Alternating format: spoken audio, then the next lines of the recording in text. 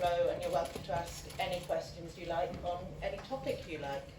Well, related to IMO maritime shipping, not completely everything. So I'll hand you over now to Secretary-General Dominguez.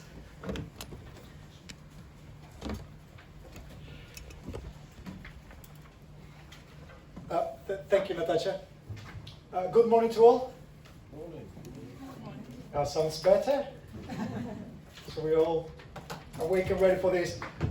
Thank you for turning up. Thank you for being here. I think I'm one day too late to wish you all a happy new year since we already moved to February. Nevertheless, I hope you all have a successful year ahead. Let me just have with a short introduction. I know that most of you know IMO, but for those who actually don't know the organization that well, we are a specialized agency of the United Nations, mandated to set the global standards and the global framework to ensure safe, secure, and environmentally shipping, particularly on clean oceans. It's one of the main missions, of course, of the organization.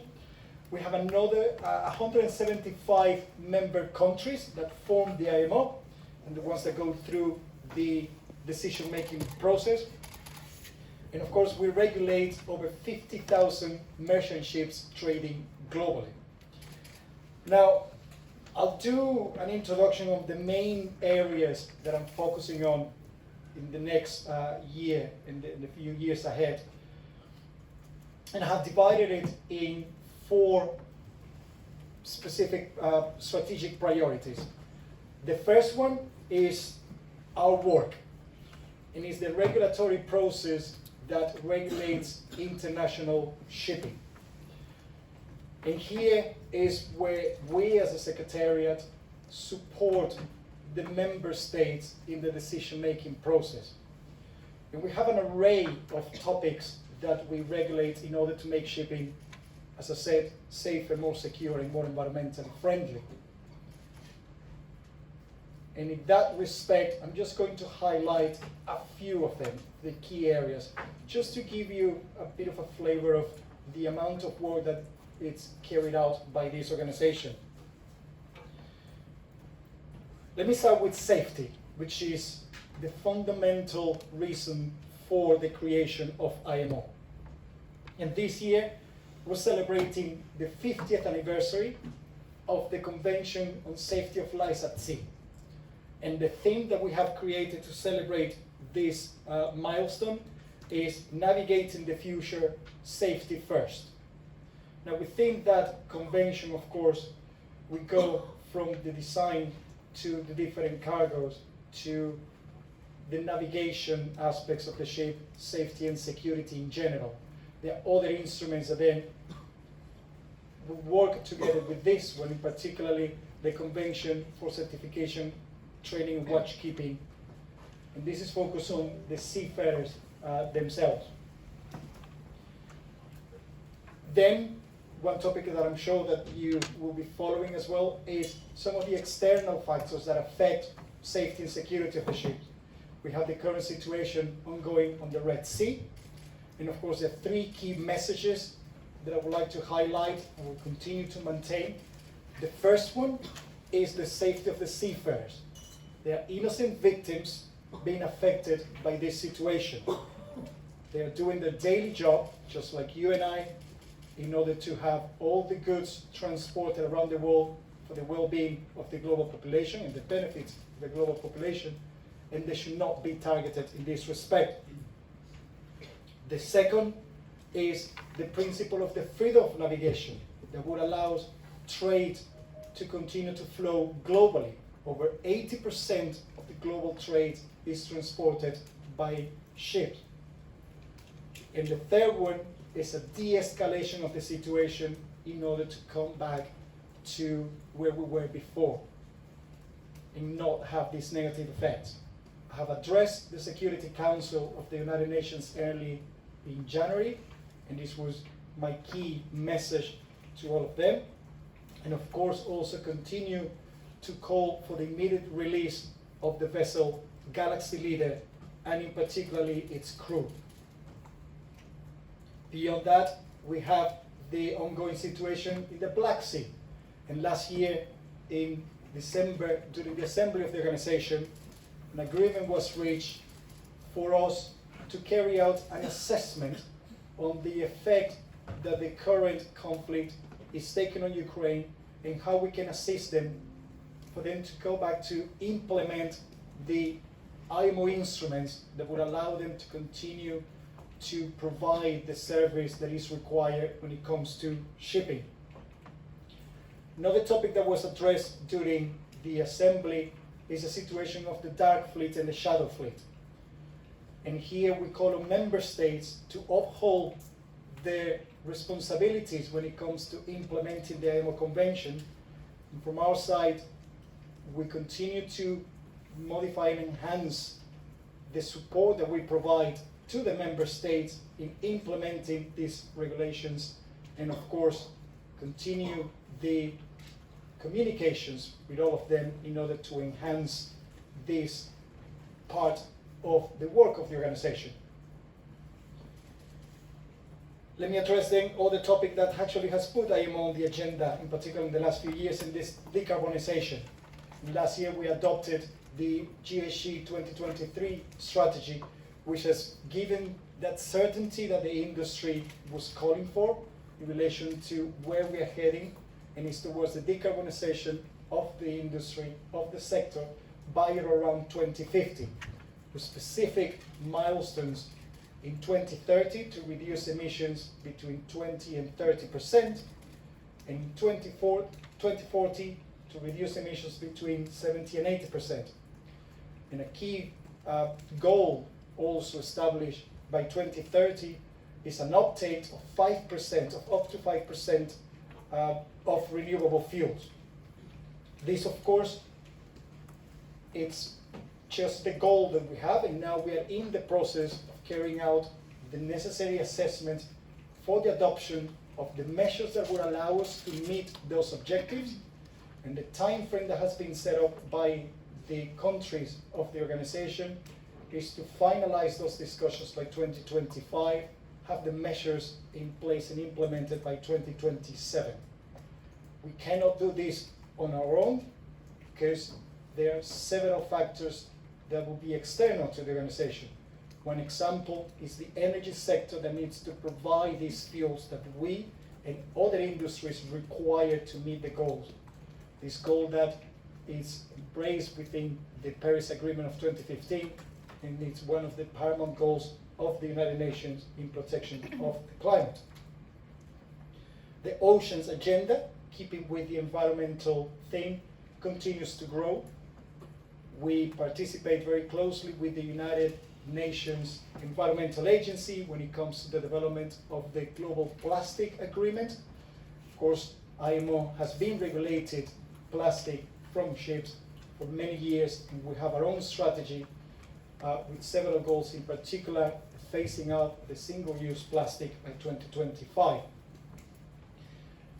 The agreement on biodiversity beyond national jurisdiction was also agreed last year at the United Nations, and we're working closer with our UN partners in order to provide the experience and expertise that we hold, particularly in protecting sensitive special areas, and particularly sensitive sea areas, and all the guidance that is in place for such assessments within the organization. Digitalization continues to be high on the agenda of the organization. This year is the introduction of the maritime single window, which is going to enhance and facilitate the interaction between ships and ports, that interface that will continue to enhance trade, as well as the ongoing discussions on autonomous surface ships. And we also have a plan for the review of current regulations and how we will be able to adapt the regulatory process for these ships, which are new technologies that are coming very soon. Of course, all this enhances the way that the organization creates rule by not hampering but fostering innovation. And then we have other aspects that will need to continue to be addressed, like cybersecurity, in order to make sure that this progress in relation to new technological developments do not have a negative effect. One key message when it goes to the regulatory process is that the organization sets global standards for a global industry. And that will be also one of my priorities, that we do not destabilize the sector and continue to address this at a global base. The second strategy, second priorities is on the support that the organization provides to member states with all these decisions. And of course here means enhancing technical cooperation in capacity building that we provide in particular to small island developing states and least developed countries. How we can measure this support, how we can better target and carry out assessments in order to provide better implementation of our regulations. This of course makes the organization more attractive to external donors and to enhance our partnerships. Also looking to enhance the role that our training institutions, we have two, the World Maritime University in Sweden and the International Law Maritime Institute in Malta, and how they can further not only train the future professionals of this industry, but also to enhance their knowledge and implementation of the IMO instruments. The third point is our people, and here there are three in particular. The seafarers and all the work that we need to protect them, to safeguard their well-being in order to address difficult situations that they face. The staff of the organization that support all the work, and here I'm very honored to be accompanied by my board of directors, all of them experts in their own capacities, and of course experts in other areas of the organization. So we have a very good cooperation and synergies between the different areas that we have to, all the work that we have to do to carry out the support to the work that we do on behalf of the member states. Beyond that is all the people that come to this building, from the delegates to all of you today, and the responsibilities that we have towards you in order to continue to keep all the stakeholders being part of this global industry. And in working on the same thing of our people, there are three key messages that I'm also very focused on. One is to make these organizations a more diverse institution, a more inclusive one, and a more transparent. And this is why I also took the initiative to invite you to come here to listen to me and to talk to me, to have this exchange, because this will continue to enhance the transparency of the organization.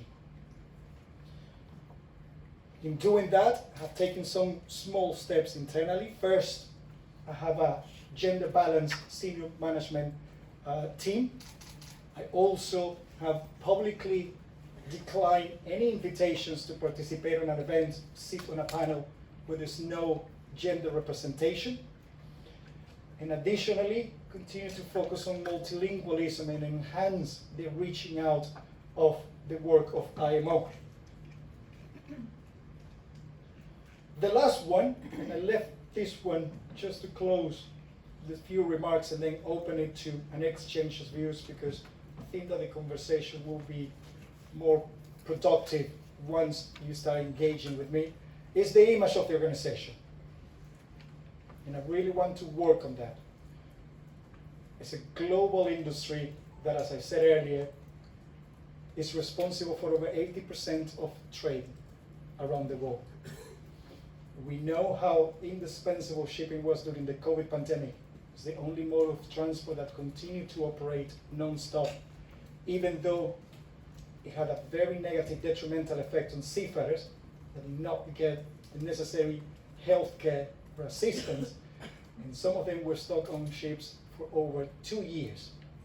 Just think of you and I working from home, complaining that we couldn't go out. Now compare that with seafarers being away from their families, not being able to have any that contact of assistance for nearly 2 years.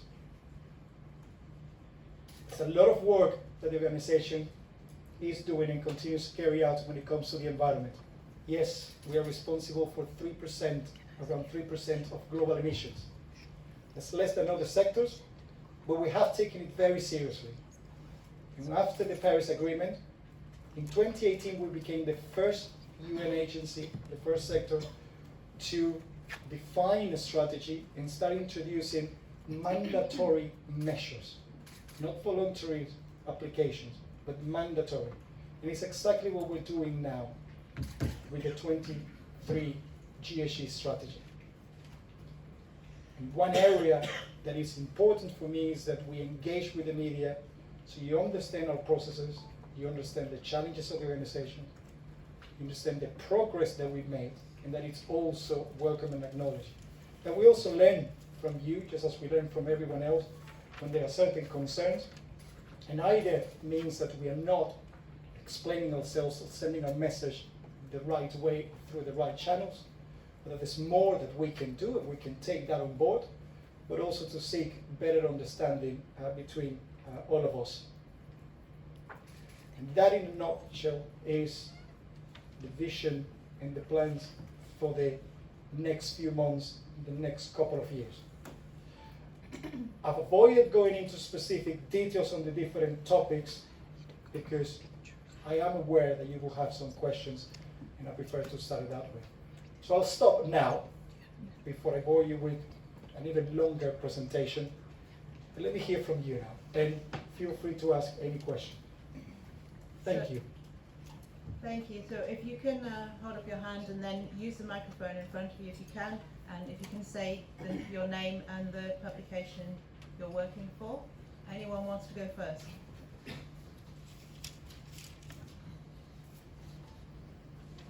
Good morning, Craig